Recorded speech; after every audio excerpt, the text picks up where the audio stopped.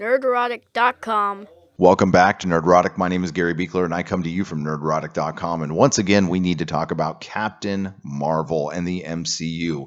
Now, I've seen a couple articles from the Access Media that say essentially the same thing. And every time I see this, it leads me to believe, in my opinion, that Disney might have fed them this information to prepare the public for the future. It looks like the MCU is prepared for a step back with the franchise, and it looks like they are prepared to do a lot more retconning. Now, according to Radio Times, which I usually go to for Doctor Who news, which used to be a good site but has turned into a shill site for Doctor Who, and maybe now it's a shill site for Disney and Captain Marvel. They speculate that the Captain Marvel sequel will take place in the past, just as Wonder Woman's sequel is doing, and it looks like Captain Marvel is once again ripping off Wonder Woman. Now, in a separate CNBC article, which cites a Screen Rant article, which was an interview with Kevin Feige a couple weeks ago, they talk about Kevin Feige wanting to go more into the past with future Marvel films, leading me to believe that there will be a lot more retconning and a lot more forcing in of agenda. I think Captain Marvel was just the beginning. And yes, I do think Marvel Comics was a portent for what was to come with the MCU. And I think we will be getting the all new, all different Marvel Cinematic Universe. And unfortunately, I believe we will get the same results. The crashing and burning of a beloved franchise. I will try to spare you as much as possible from both of these articles, but I do want to show you the commonality, and I do want to tell you what the result will be for the MCU. Unfortunately, Radio Times, will there be a sequel to Captain Marvel? Well, of course there will, unfortunately.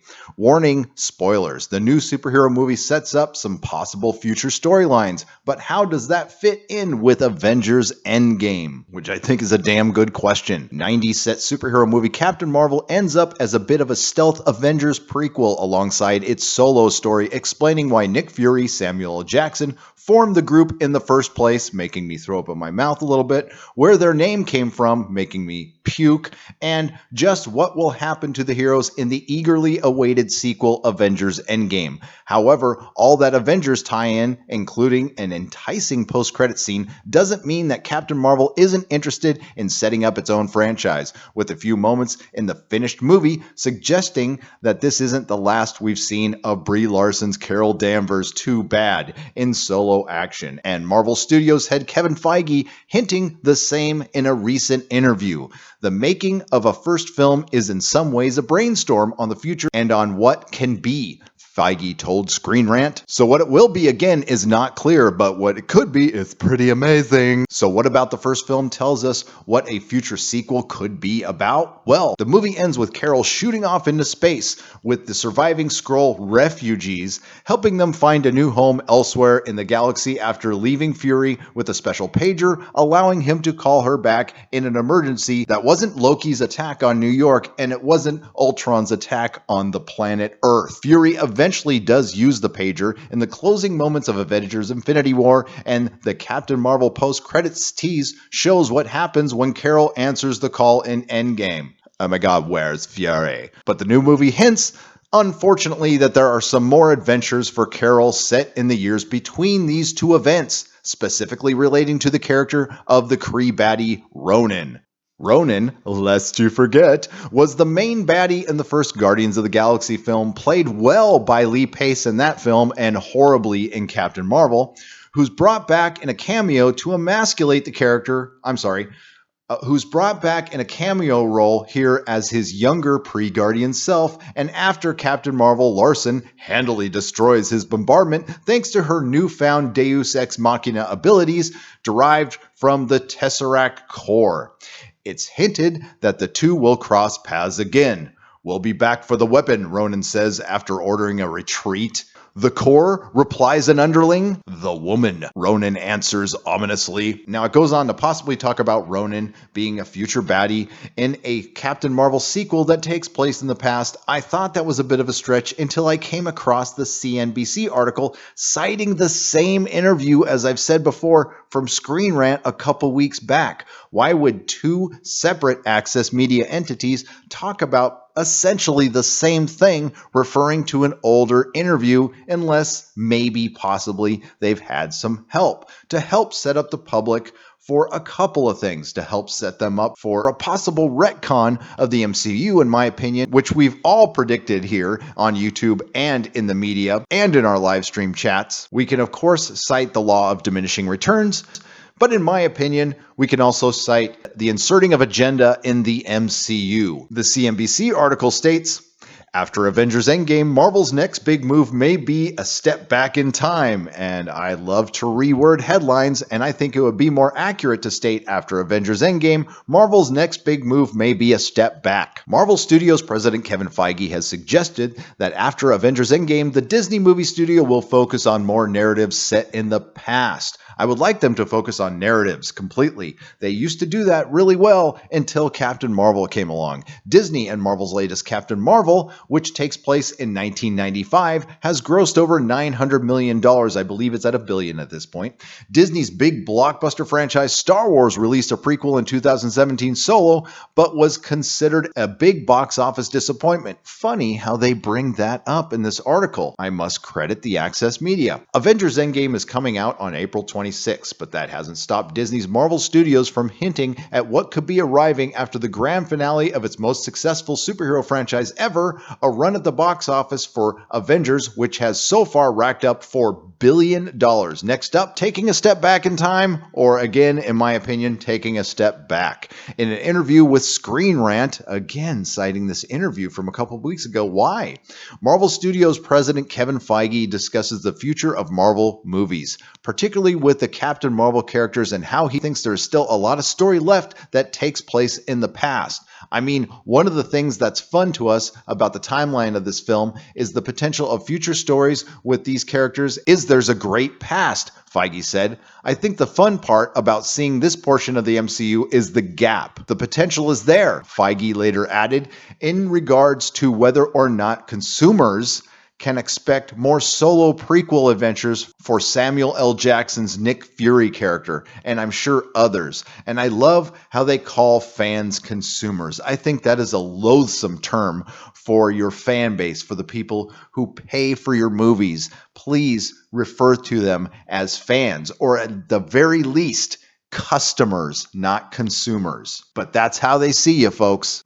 Then I think it's curious, this article goes into something it doesn't really talk about in the headlines. It talks about the potential step back after Endgame.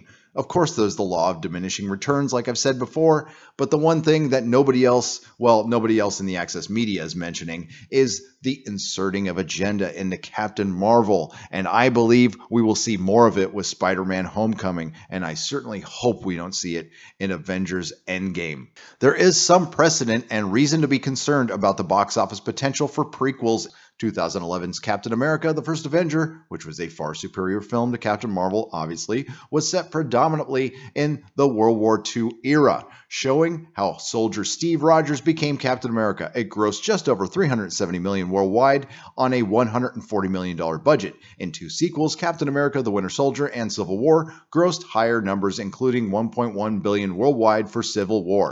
This year's Captain Marvel, set in 1995, has grossed over $1 billion worldwide. But it may have an advantage coming shortly before this month's final Avengers installment, with many avid comic book fans eager to understand how Brie Larson's character connects to the rest of the Marvel Cinematic Universe, and we are still waiting for that. And unfortunately, we've already seen this in Marvel Comics, she will never fit in, not with the current Kelly Sue DeConnick Captain Marvel that has been presented on screen. Though that marketing tease tactic isn't new, both Captain America and Captain Marvel included post-credit scenes from upcoming Avengers films. But I will state the obvious, the only reason Captain Marvel made as much money as it did was because of Avengers Endgame. If it came out without Avengers Endgame, it wouldn't have made half as much as it did. Honestly, I believe Marvel will lose just a little bit of steam post-Endgame. It's only natural after the big setup of Endgame as the big finale. Everything that will come after that will fail in comparison, said Daniel Richman, a media influencer who specializes in big blockbusters and stating the obvious. The box office standard setting in prequels is the other Disney blockbuster franchise Star Wars. The late 90s to early 2000s Star Wars trilogy, distributed by 20th Century Fox, grossed no less than $600 million worldwide for each film, according to the ComScore. However, the two sequels in 1999 Star Wars Episode 1 The Phantom Menace failed to even come close to the film's $920 million plus worldwide total because they sucked. And that's what's going to happen with Captain Marvel. And that's what they go on to state. And they actually bring up Solo in this. And who else has been bringing this up over and over again? I can't think of it, guys. You're going to have to help me here. I believe it was us. So thanks for playing along, Access Media. And it looks like they are starting to see the reality of the situation. Now, we haven't seen any numbers yet. And no, I don't think Avengers Endgame will take a loss because of Captain Marvel, but I think the films following will. I think there are a lot of YouTubers out there who have done a lot of great work pointing out how Disney and these major corporations influencing the access media control the information and how this is turned into corporate consumer propaganda. And I only used, again, that loathsome term because that is how they see us. They see us as a bunch of sheep who can be led around, and God, who can argue with them at this point with how much money Captain Marvel made. But they can only get away with this once, in my opinion.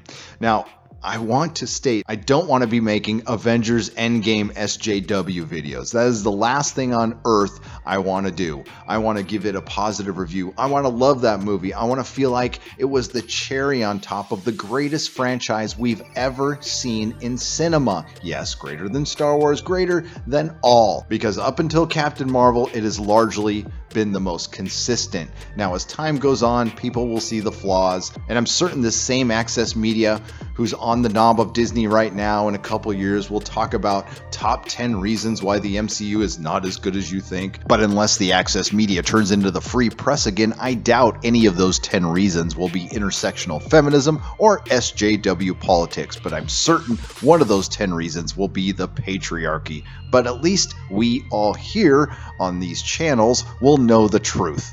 And some of that truth is retroactively inserting agenda along with unlikable characters in prequels. To answer the question that has been asked since my first Captain Marvel video, and it'll be asked in the comment section on this one, why do you make so many Captain Marvel videos? Well, it's just the latest thing. I've had the unfortunate displeasure to watch so many of my franchises crash and burn due to political correctness, intersectional feminism, and SJW politics. When they start inserting these trendy agendas or trendgendas into these films and TV shows, they don't feel the need to tell a story anymore. And there is a way to actually do it. Not that I necessarily love the politics in it, because I don't. But Hollywood has dug their heels in and chosen a side to their peril. This is my last From the Road video. The next time you hear from me, back at home, surrounded by action figures. Thank you all for supporting the channel and sticking with me while I've been gone and not putting up very many videos. And I look forward to seeing you all when I get home. Everybody have a great day, and may the small folks sing songs of your greatness.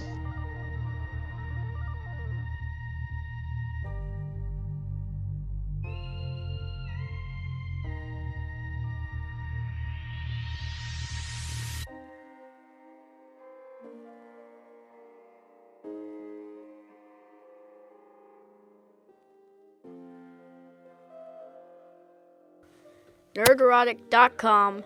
Please subscribe.